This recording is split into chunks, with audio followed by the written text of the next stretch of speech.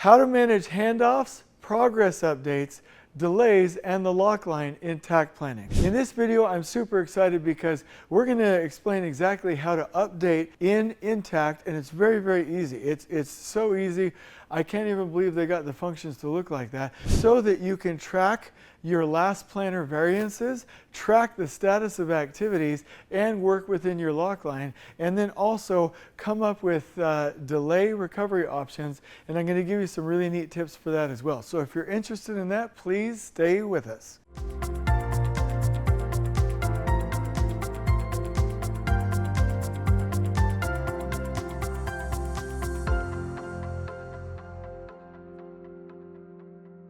Okay, so check this out. You'll see that these are already statused activities in your production plan, and you'll see the time on the top, your location on the left, and this is our typical production plan that we've been talking about. So there's a Lockline. Let me talk to you about the Lockline. The Lockline, once it's locked, and we actually lock it in place, means that everything within this window is committed. That's typical last planner theory. And when you move the Lockline, this window in here will now start to track the variances for activities that weren't hit as promised. So once we're locked on that, that's the mode that we're in. So this is our window that we're dealing with. Let me talk about handoffs though really quickly. There are key handoffs from one activity to the next, like from here to here, that trade partners have promised and committed, meaning one trade partner to a successor trade has said, I commit to have this done on a certain day. That will then lead into your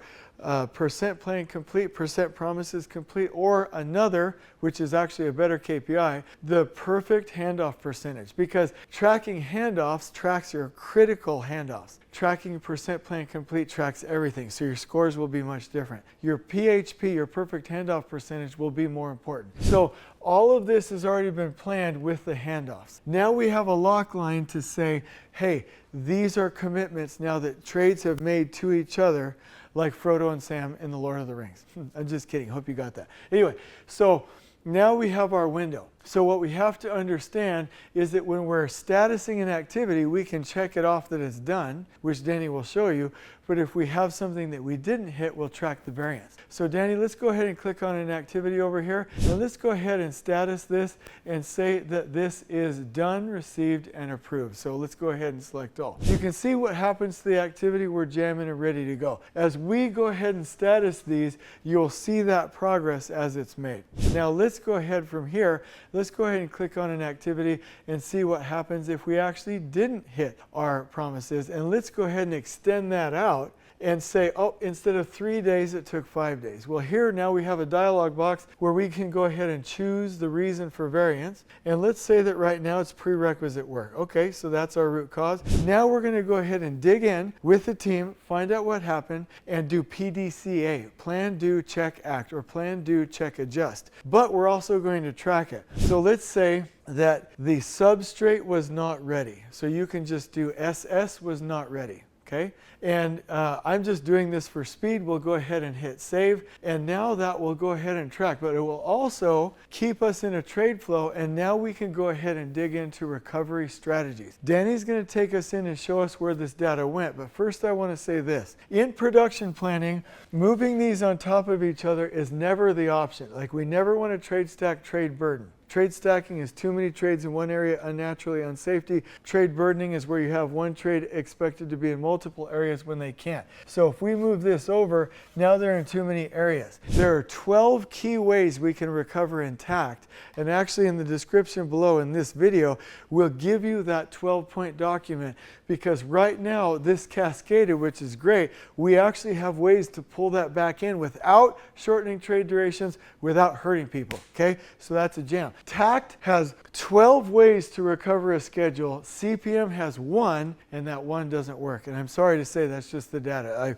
I know I sound bad when I say that, but CPM has 1, and it doesn't work. It actually makes things worse. So where did this information go, though?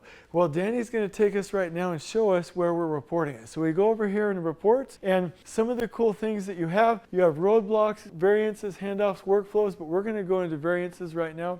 and click right there. And what we have is we can start to see when these are happening, and we can see the reason for it. There's a lot more reporting available to us. We can click by task. We can actually export this to Power BI. We can see pie charts, but everything is available to us so we can see exactly what's happening and when it happens. All right, so the other thing that I want to show you here is that when you're actually looking at these, you can adjust the timeline and see where they actually hit, but you can actually see them in a list as well. Now let's go from variances over here to the handoffs. Now this is cool because this will show you the weekly and cumulative, meaning obviously your average running total, of how well you're doing for clean handoffs. And you're going to want to target above 80%. Now, if you have a handoff that wasn't made, it shows the task, shows the phase, shows the area, and what wasn't done, and the dates. And this is showing you where a handoff was not properly done.